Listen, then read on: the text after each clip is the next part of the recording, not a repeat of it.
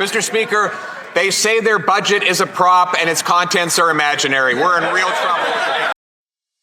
In Ottawa, the political heat hit full blast this week as Prime Minister Mark Carney and Conservative leader Pierre Poilievre clashed over the 2025 federal budget, a showdown that's now dominating Canada's political landscape. Mr. Speaker, this budget is an investment budget. It's a budget for generational investment. The pace of investment is twice as quick, and this budget is going to stimulate $1 trillion worth of investment by the end of the decade. It's a growth budget for Quebec, for Canada.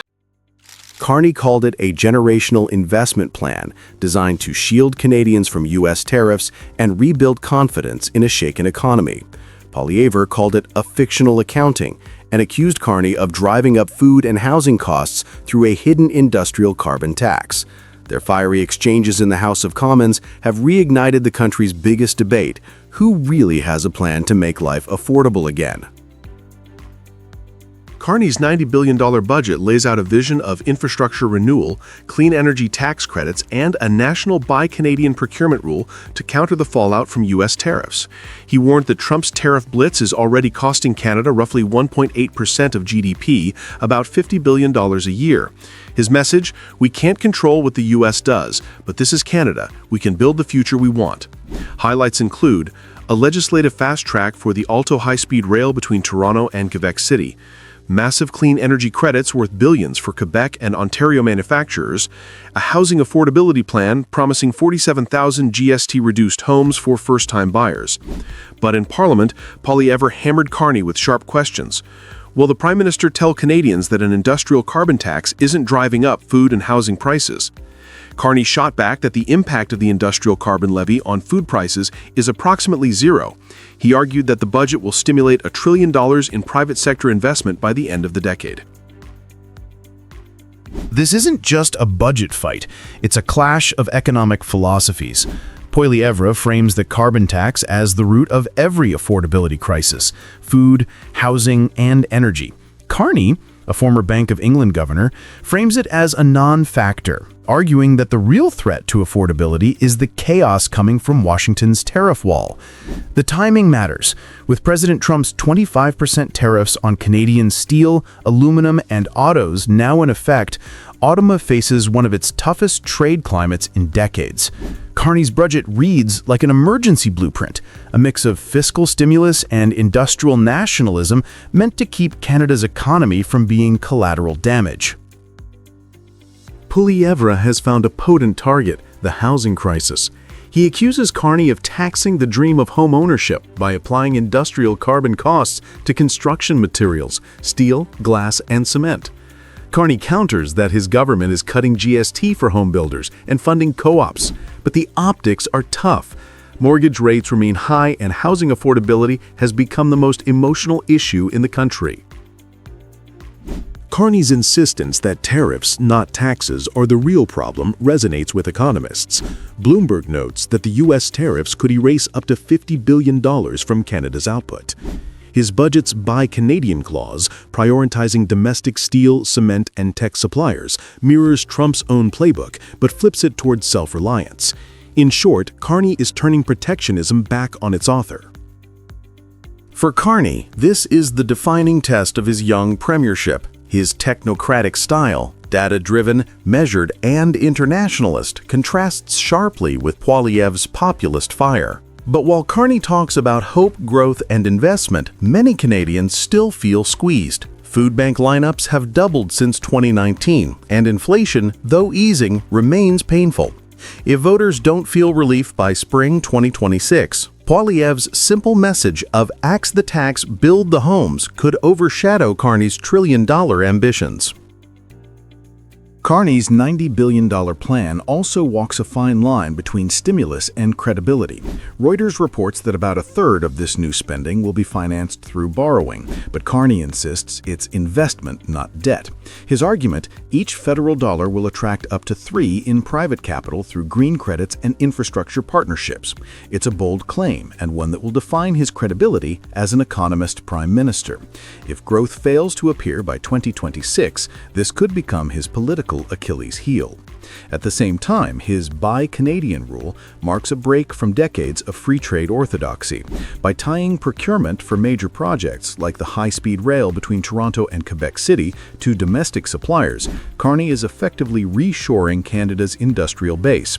It's protectionism with a purpose, to turn Trump's tariffs into a catalyst for homegrown production. Carney's defense of the industrial carbon levy remains one of the most polarizing moments of this budget debate. Economists at the University of Guelph and RBC Economics agree the tax adds less than 1% to food inflation, yet Poilievre's narrative resonates more powerfully. His axe the tax mantra reduces complex fiscal policy into something emotional and easy to rally around. Carney's calm explanations sound factual, but in a cost of living crisis, emotion often wins over logic. Still, Carney's message that the real danger is U.S. tariff volatility, not Canada's climate policy, is slowly gaining traction among business leaders. Bloomberg described it as Canada's quiet answer to Trump's chaos. That contrast between technocratic steadiness and populist fury may shape the country's political identity heading into 2026. This parliamentary duel also mirrors the new North American order. In Washington, Trump's tariff revival is reshaping global trade. In Ottawa, Carney is answering with fiscal activism and economic sovereignty. In Beijing and Seoul, Canada is forging new partnerships, from critical minerals to high-speed rail technology, to diversify away from U.S. dependence. In other words, this budget isn't just about dollars and cents, it's about whether Canada can stand on its own in a protectionist world. Carney's defense of the carbon levy may win economists, but the battle for public sentiment is far from over. As question period closed, Poilievre sneered, "If the tax is imaginary, then so is your budget." Carney didn't flinch. He called it a budget of hope, but hope alone won't pay for groceries or rent. The real question, can Carney's trillion-dollar investment plan deliver results before frustration turns into a political landslide? For Carney, this is more than a fiscal test. It's a referendum on whether Canada can reinvent itself under pressure. His challenge is to prove that investment, not ideology, can restore affordability and confidence. For Poilievre, it's proof that frustration can still beat reason in modern politics. The outcome will define not just the next election, but Canada's path in an age of tariffs and turbulence. Mr. Carney, do you leaving Washington with a deal on tariffs? I think they're going to be very happy. We have a lot of things that we're working on that people don't talk about. They talk about, competitiveness. She's a very competitive person. And they talk about things that we don't necessarily agree on. But I think they're going to walk away very happy. I think so. In Washington, the cameras caught a familiar scene: the handshake, the smiles, the flags. But what surprised everyone wasn't the setting, it was the mood. For months, relations between Canada and the United States had been tense, defined by tariffs and frustration. Yet this time, President Donald Trump looked relaxed. He spoke warmly about Canada and hinted that something positive was coming. Beside him, Prime Minister Mark Carney responded with calm confidence. He reminded Americans that Canada is their second-largest trading partner and their biggest foreign investor. The message was clear. Canada is not a junior partner, it is an essential pillar of North America's economy. Trump predicted that Canada would be happy. Carney called the two countries stronger together. Behind those short remarks was a bigger story, a subtle shift in power. What began as a trade war built on pressure and threats is now turning into a lesson in patience, leverage, and quiet strategy. There are areas, as the President just said, where conflict, maybe not so much conflict, we compete. There are areas where we compete, and it's in those areas where we have to come to an agreement that works. but there are more areas where we are stronger together, and that's what we're focused on. And we're going to get the right deal for America, right deal, obviously, from my perspective, for Canada. Carney did not come to Washington to plead for relief. He came to remind the U.S. how deeply the two economies are connected. Canada is the second largest trading partner of the United States and its largest foreign investor. In the past 5 years alone, Canadian businesses invested over $500 billion south of the border. And if stability returns, that figure could multiply in the next decade. Every major U.S. industry depends on Canadian inputs. Aluminum from Quebec powers aircraft parts in Ohio. Steel from Ontario frames cars in Michigan. Electricity from Canada keeps factories running in New York and Minnesota. Carney tied every number to a shared benefit, making clear that what hurts Canada also hurts American industry. Across the Great Lakes states, governors have echoed that point. Their regional economies depend on cross-border manufacturing and energy trade worth more than $60 billion each year. Many have urged the White House to ease tariffs because local factories cannot absorb higher costs. That frustration gave Carney proof that Trump's tariffs were backfiring inside the U.S. itself. Rather than confront Trump directly, Carney used calm, data, and tone. He spoke about deals that work for both nations, focusing on competitiveness, not conflict. It was a message Trump understood. Kellyanne Shaw, the former White House trade advisor, later said Carney was building natural chemistry. But in truth, it was strategy. Carney knew that Trump values personal rapport as much as policy. That diplomacy began to pay off. For the first time since the tariff conflict began, Trump described Canada as a valued partner instead of a trade problem. The change was small but meaningful. Trump's tone changed because his policy is hitting its own limits. When he launched tariffs under the International Emergency Economic Powers Act, he aimed to punish trade partners and boost U.S. production. Instead, costs climbed and business confidence weakened. Canada's role in that equation is critical. U.S. automakers source up to 40% of their parts from Canadian plants. When tariffs raised material costs, production in Michigan and Ohio slowed. Construction firms reported higher prices for aluminum and lumber. Even cabinet and furniture makers, once supportive of tariffs, warned they could face price increases of up to 20% by early 2026. The tariffs meant to protect American jobs are now threatening them. That reality forced Trump to soften his language. In front of cameras, he spoke warmly about Canada and hinted at something positive to come. His America First rhetoric suddenly carried a note of cooperation. The White House needed that shift. The administration was already dealing with a budget stalemate and rising inflation. Alienating Canada further risked cutting off supply chains that feed American factories. Governors from Michigan, Wisconsin, and Minnesota have warned that continuing tariffs could lead to layoffs before the Christmas quarter. In this environment, Carney's composure worked. His visit gave Trump a moment of stability and diplomacy, while Washington looked divided. Both leaders left with political cover, but Canada left stronger.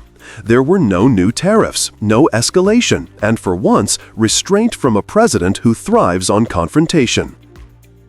My takeaway from this bilateral meeting was very much an American first tone as well as a Canada first tone coming out from both leaders saying, look, we have a really important relationship, one of the largest trading relationships in the world.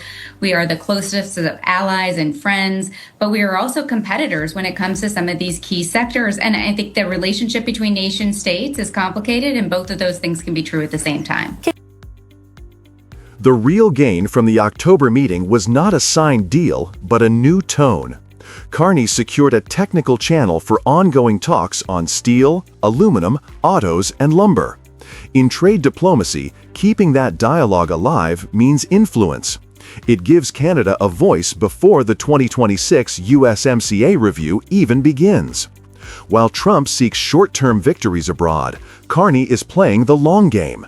He suspended the digital services tax and scaled back counter-tariffs before the visit. Small moves that reopened communication. For investors, that stability has already shown results. The Toronto Stock Exchange rose modestly after the trip, driven by industrial and energy shares tied to U.S. trade. Domestically, Carney gained breathing room. His critics at home had accused him of failing to deliver results. After the meeting, Trump himself praised his negotiating skills, which strengthened Carney's credibility. He now appears steady and patient, guiding Canada through turbulence without confrontation. Beyond Washington, Canada is building influence through its provinces. The premiers of Ontario and Quebec continue working with U.S. governors in the Great Lakes region, forming a cross-border coalition of economic allies. These local ties, built through decades of trade and shared industries, have become Canada's quiet power base. They give Ottawa indirect sway inside the U.S. political system, bypassing the volatility of federal politics. The October visit therefore marks the start of a new phase, one where Canada negotiates from endurance, not desperation. Trump's tariffs were meant to show American dominance, but they revealed America's dependence. The more Washington raised barriers, the more U.S. businesses felt the pain. Prices climbed, governors protested, and pressure for cooperation grew. For Canada, this is a quiet victory. It did not come through confrontation or slogans, but through persistence. Carney turned a hostile policy into a reminder that the prosperity of both countries is intertwined. He avoided escalation, kept economic dialogue alive, and positioned Canada ahead of the next trade review. The meeting ended without signatures, but it changed the story. The world saw a U.S. president softening his stance and a Canadian leader who refused to bow yet earned respect. In diplomacy, that shift matters more than any paper deal. Trump once tried to make Canada bend. Instead, he gave Ottawa the leverage it needed to rise. As Canada hopes for relief on steel and aluminum tariffs, U.S. Commerce Secretary Howard Lutnick is reportedly rejecting any possibility of a deal on the auto sector. Lutnick says there will be no free trade deal without tariffs, that Canada should accept being second to the U.S. on autos, and that cars will be assembled in the United States, not in Canada. In Toronto, a routine trade conference turned into a political earthquake. As Canadian officials gathered to discuss tariffs, U.S. Commerce Secretary Howard Lutnick delivered a message that stunned the room. He ruled out any special deal on the auto sector and made his stance clear: America first, Canada second. Cars, he said, would be built in the United States, not in Canada. That blunt message immediately reached Ontario, the beating heart of Canada's auto industry. Premier Doug Ford fired back, warning that if Washington intended to cripple Canada's steel, aluminum, and auto sectors, Ontario would stop sending even a single ounce of energy south. His tone was fierce, but it reflected a deep frustration that had been building for months. This confrontation was about more than tariffs or car assembly lines. It was about the future of a continent's industrial balance. For years, North America's prosperity has depended on a tightly linked supply chain stretching from Detroit to Windsor, from Ohio to Ontario.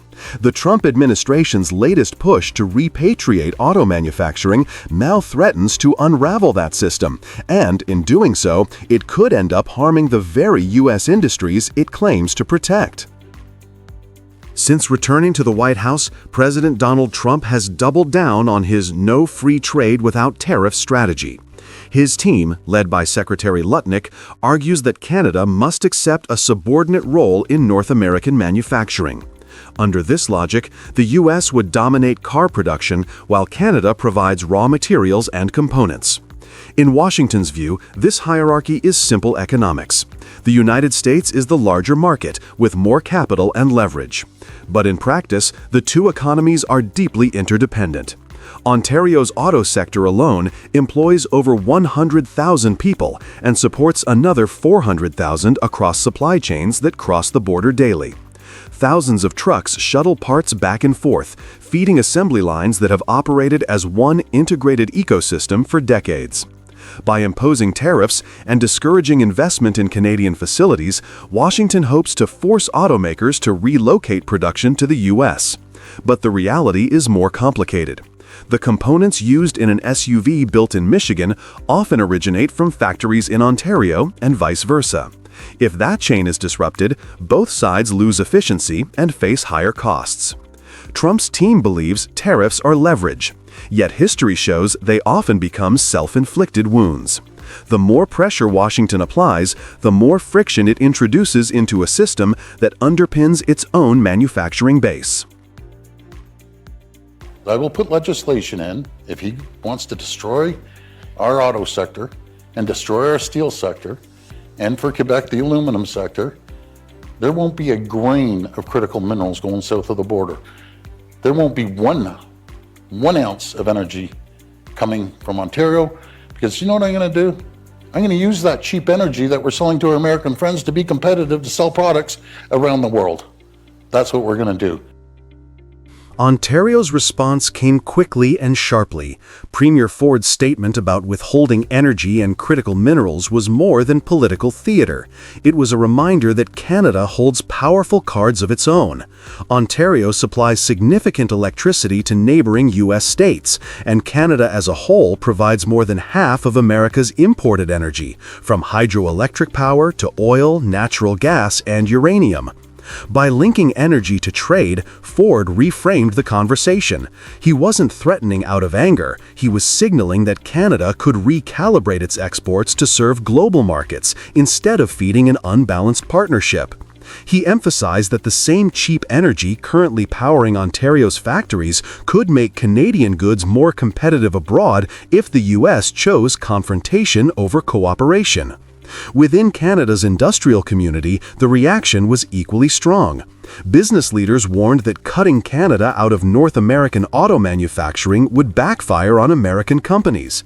Many of the plants at risk are owned by U.S. giants like General Motors and Ford, which have operated profitably in Canada for more than a century.